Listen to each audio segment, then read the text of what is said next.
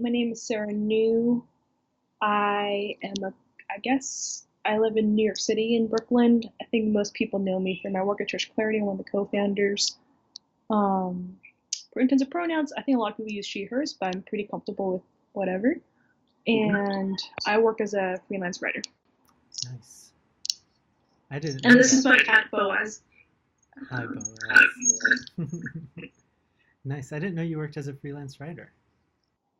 Yeah, I split my time between ghostwriting and journalism. Okay, that's great. Yeah. I was reading your blog for the summer retreat, and I was impressed. I don't know if you wrote it, but it was very well written. Okay. It was a collaboration between George and me, mostly George, actually. It was great. Yeah, it read very beautifully. Good. I'm glad. Yeah. So thank you for participating in the Q Chats project.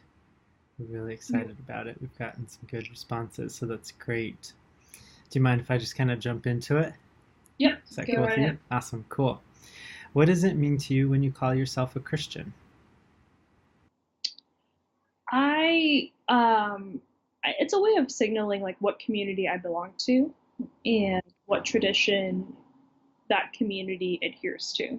So I think about it more sociologically. I think probably more than theologically. But it's also a community to which like I'm invested in and to which like it's invested in me and holds me accountable. Um, yeah, so I belong to a good local church community. I think that affects a lot of how I see my identity, but also I think just like friends scattered around America and the world. Mm-hmm. Uh, yeah. Yeah, yeah, for sure. Cool.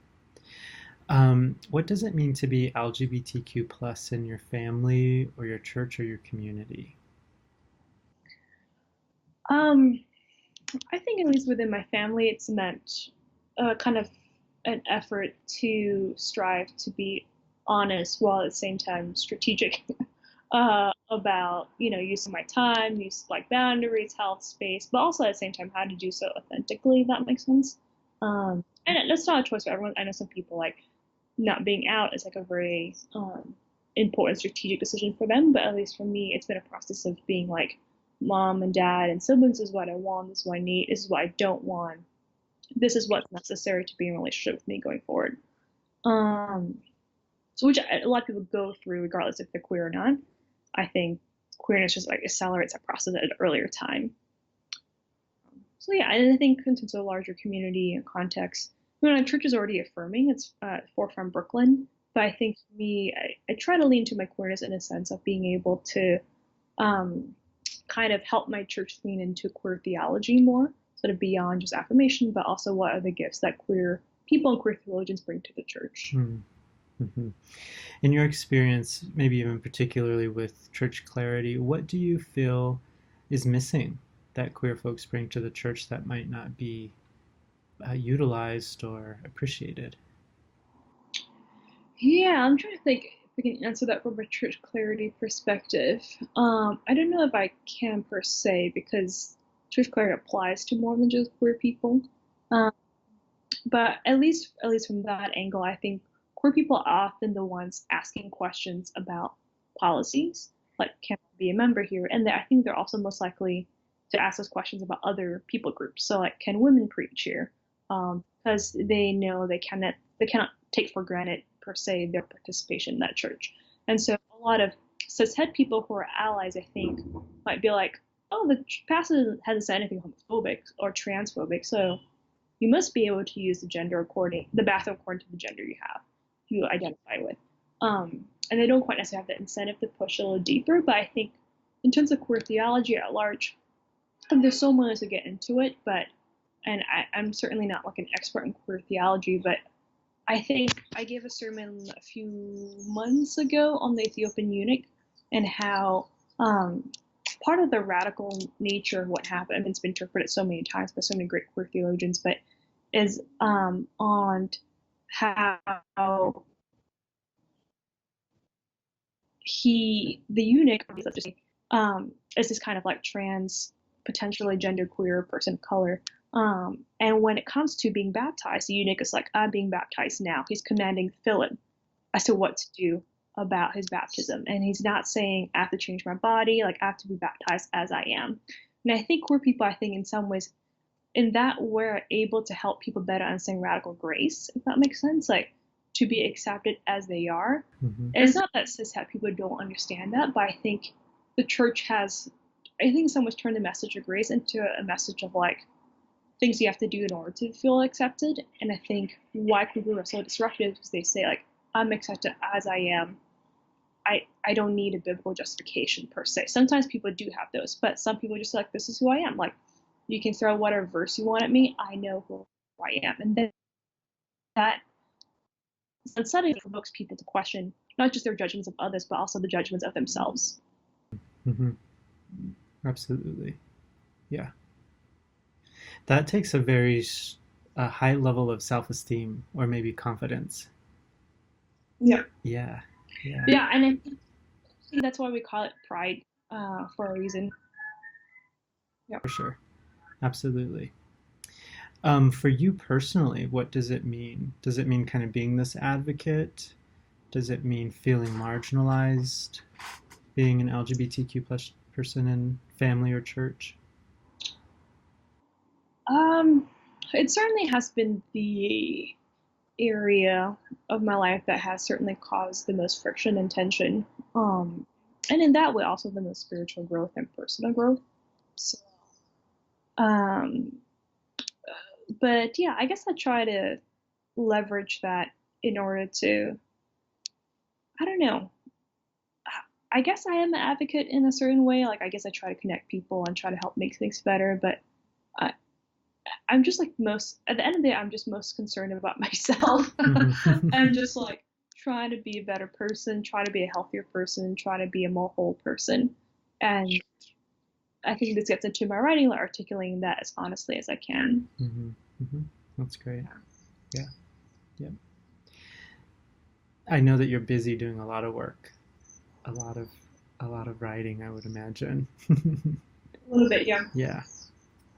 How do you show up in secular places as an LGBTQ plus Christian? How does that work for you? I think I've had a lot of great training as a kid of an evangelical pastor to be like always that Christian in the room who's like, and I'm going to tell you about Jesus now that I've announced my Christian. So I've developed like a thick skin towards people reacting to that I'm Christian. So now that I'm queer, it's like super easy. It's just like I'm used to coming out as Christian back when I was like actually conservative, but now that I'm not, I just kind of I haven't had particularly any negative reactions. I just there's always an awkward pause.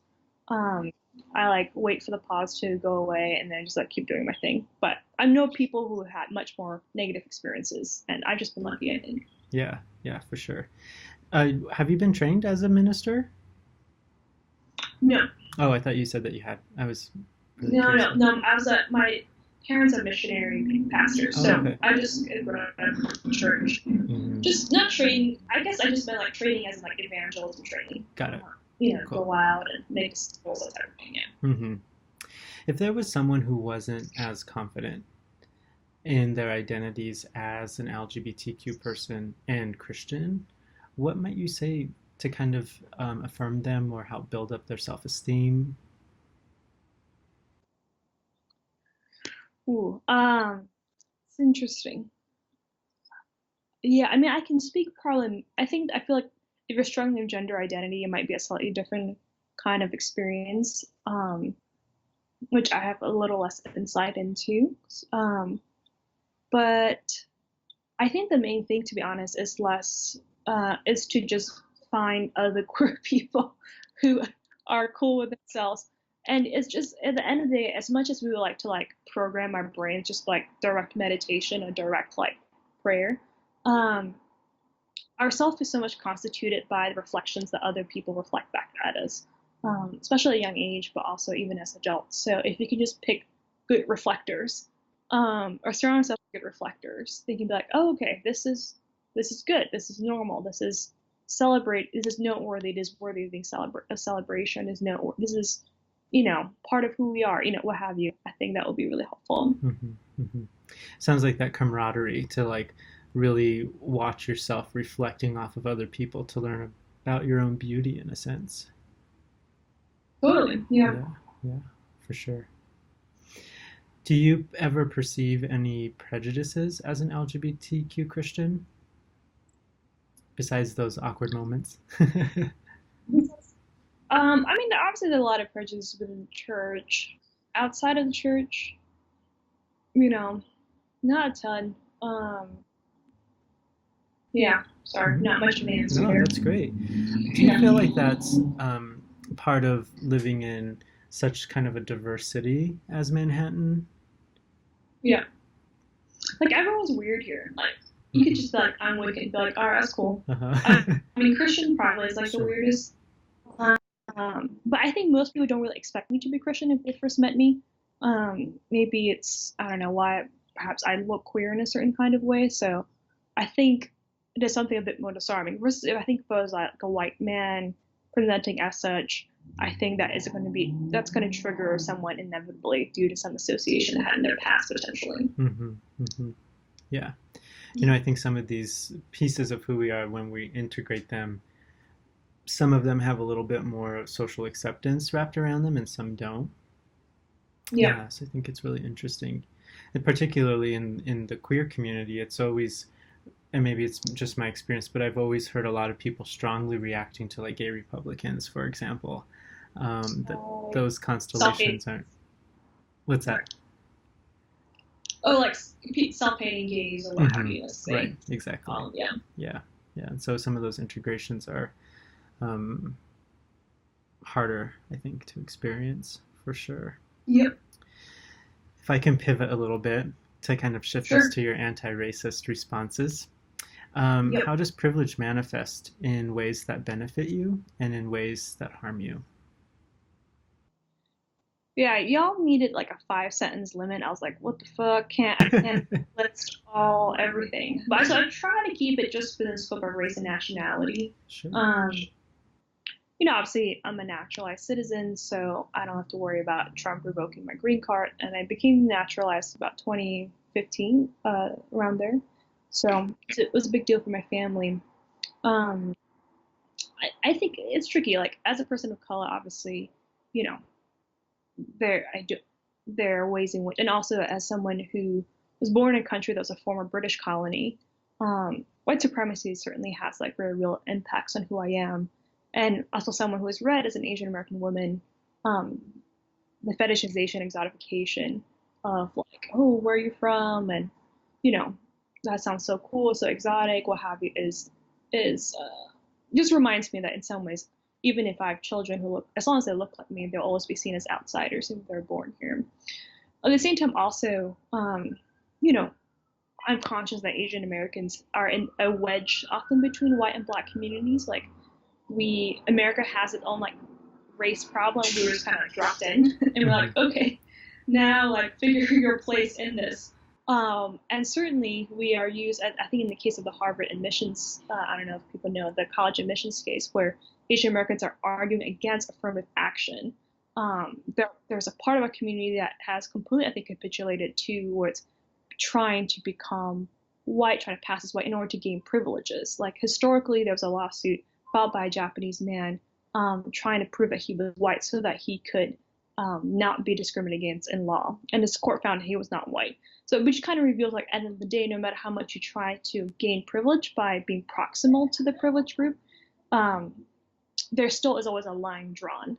And I hope that Asian Americans will use our privilege to, instead of trying to like gain acceptance per se, but to try to find solidarity and ways to work with other people of color who are darker skinned typically and have like more darker legacies in this country. Hmm. Hmm. What do you feel like those alliances could accomplish? Is it just like the side by side benefit and the momentum, or do you see other facets being beneficial? Yeah, I mean, I think, for instance, in New York City specifically, I mean, one, we could like champion affirmative action. I think that would be a good thing, and realize that ways in which we benefit from that, and how much the fact that we were allowed to this country in 1965 because of the Chinese Exclusion Act that lasted for 100 years is a really a direct result of the civil rights movement that was predominantly by Black and African Americans. So, you know, but I think concretely in New York City, for instance, there are a lot of minimum wage workers and home health aid workers that take care of the elderly and are paid like very, very little. And they're often Asian women, Latina women, Black women, women of color take up so much, are really the bulk of minimum wage workers and domestic laborers and what have you. And I think if we focus just on identity, in some ways we miss like potential larger position. So I think one of the ways to build potential solidarity is also along class lines and recognizing ways in which race can be used to divide the working class instead of recognizing, hey, we have this in common, we speak different languages, we were all like get mistreated by our bosses. So that's just one example. There's so many ways of doing it though. Sure, sure, absolutely. Yep. It can get very complex very quickly, kind of living in Yeah. a society of privilege and kind of thinking of the ways to tackle it. It's thinking very multifaceted. Yeah, I think it's one of the best, and also there needs to be alliances within like the Asian American spectrum, because arguably there's like Muslim Americans and middle people from the Middle East are in some ways cast within the same Asia, not just physically, but also because they're seen also as outsiders, as Oriental, as part of the Orient. So I've seen really interesting work with Japanese Americans and Muslim Americans, kind of Arab Americans working together because they've both experienced internment and exclusion and a different historical period.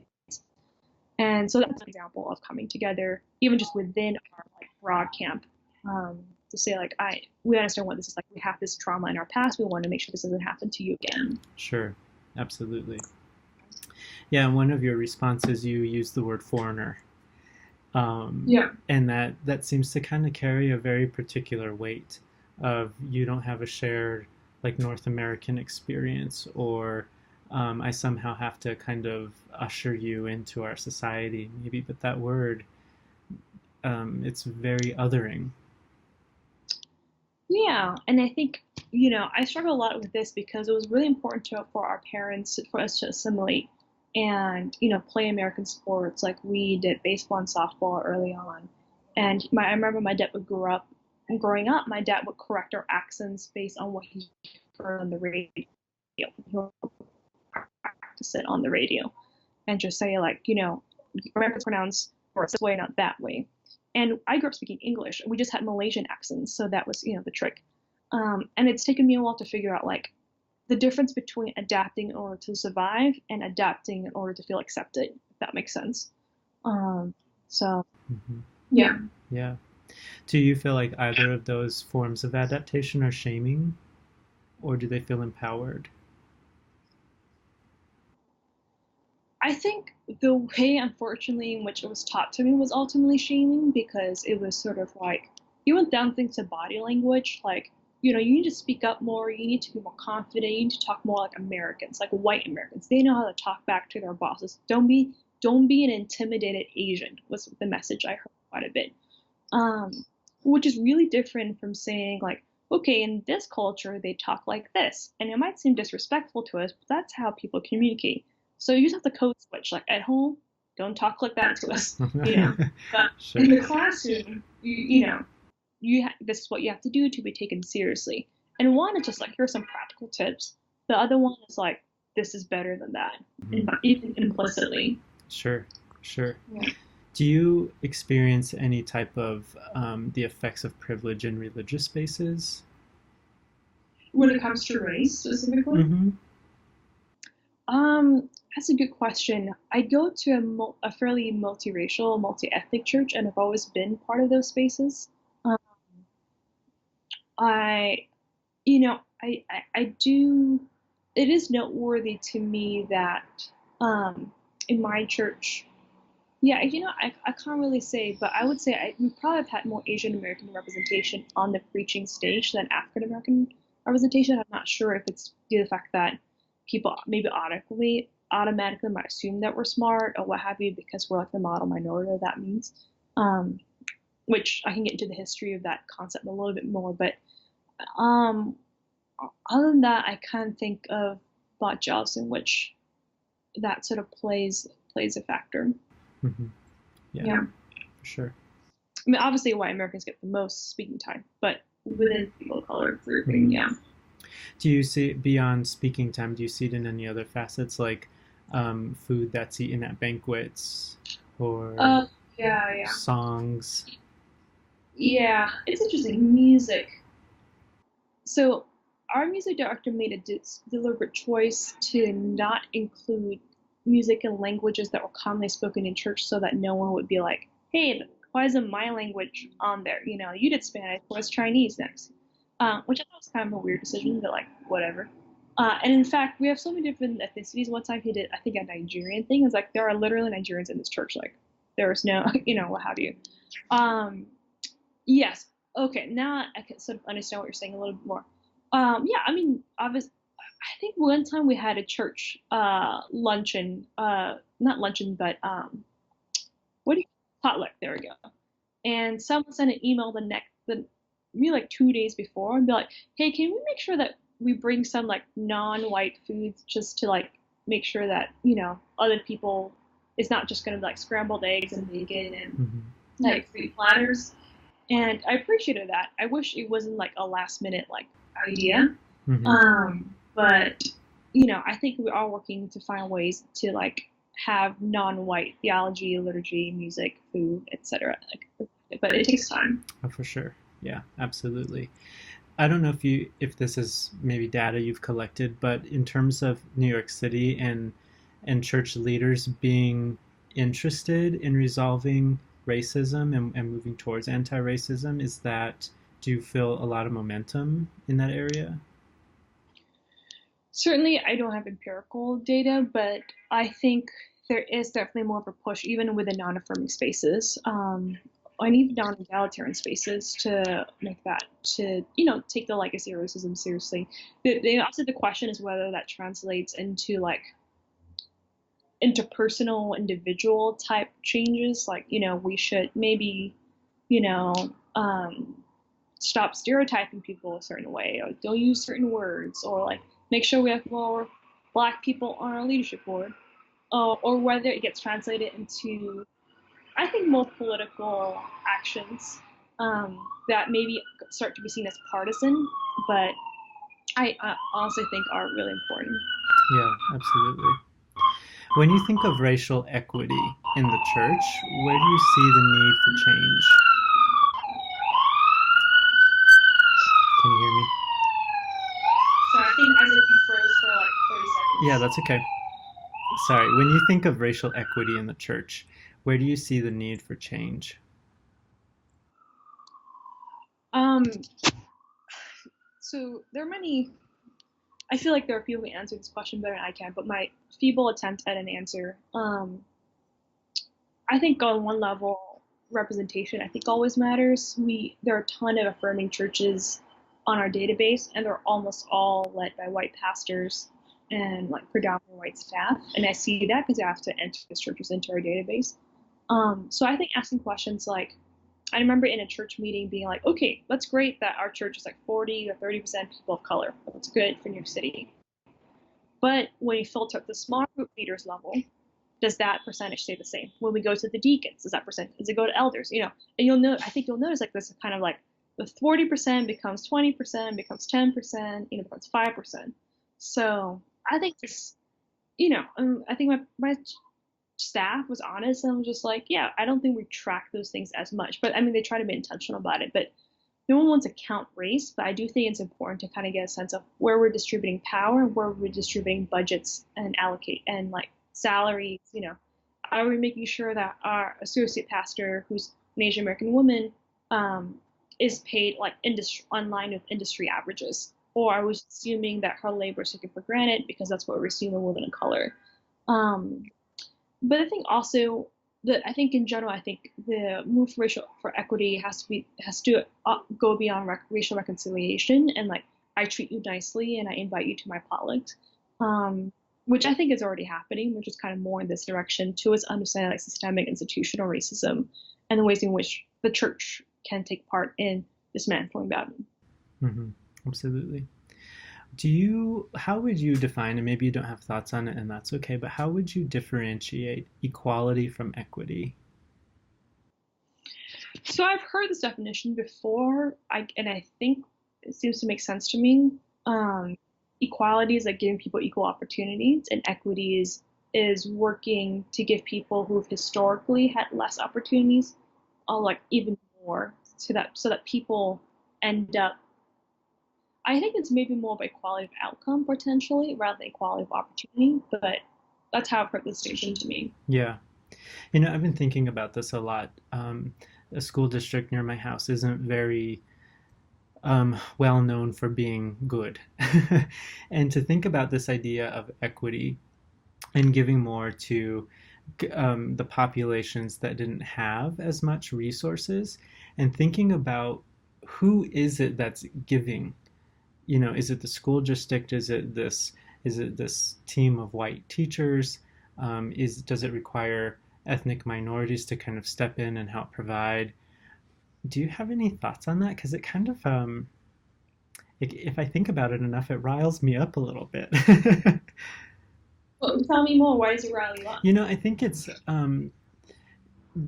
I used to live in a very it's called Commerce City. It's a very industrial city, mostly Mexican immigrants, Mexican Americans, and I volunteered at the school. I didn't go there because we lived there. That's where my dad's church was, and we moved there when I was in college, and it was really really fun to volunteer, um, and to like kind of give back to people who looked like me. Mm, And then I went to work for the Child Protection Department in the state of Colorado. And it mm, was so interesting to see all of these privileged, academically trained people show up trying to think that they could improve the lives of ethnic minorities, and almost like using their privilege as a gift to these people. And it kind of irked me that equity might come from a place of privilege, I guess is what I'm trying to say. yeah, I mean, I think the if I hear you correctly, you know, I always think we should push, not always, but instead of just being like, how do we take power from here and move it here, I think as how do we rework a system that distributes power unequally? Um, Sometimes though, the short-term solution is just like, you know, that's why like school integration tends to prove a little bit better in terms of short-term results over like just giving schools more money because you're just like moving kids in bad schools into good schools. I'm not an education expert, but I've heard it's like you could try to invest money to make this bad school better, bad school, or you can just like take those kids and put them in already good schools, and then obviously then parents freak out and like they leave and what have you.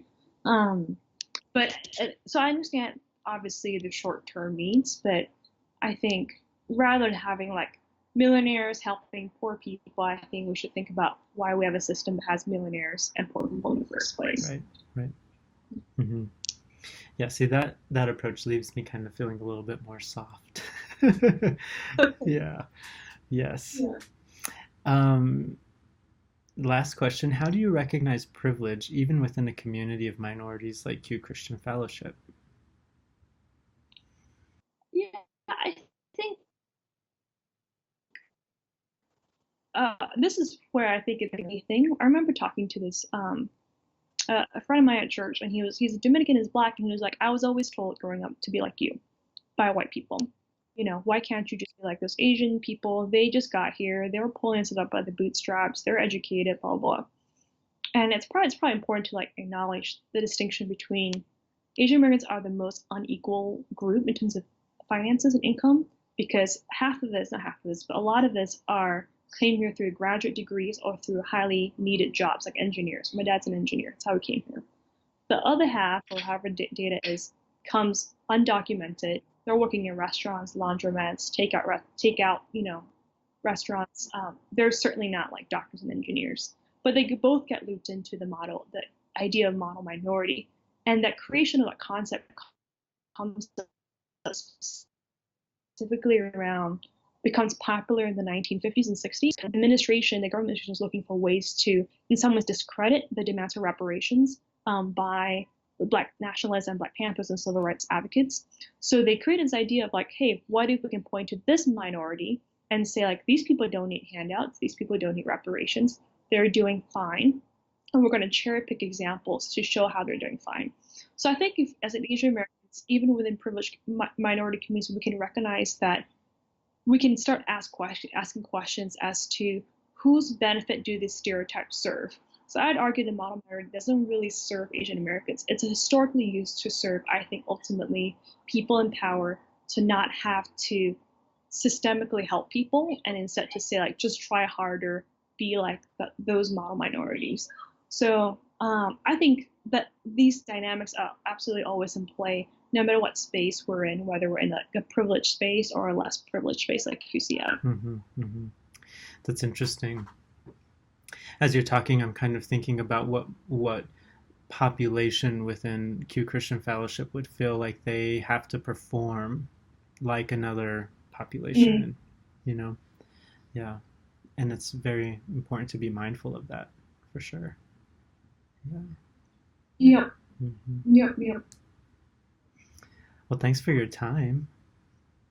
Yeah, Your thank you cat for looks doing this. so. I'm Oh, glad for y'all sure. are leaning in and pressing in Yeah, yeah. and topics outside of conference time. Mm-hmm. Yeah, for sure. It's been fun. So it's been cool.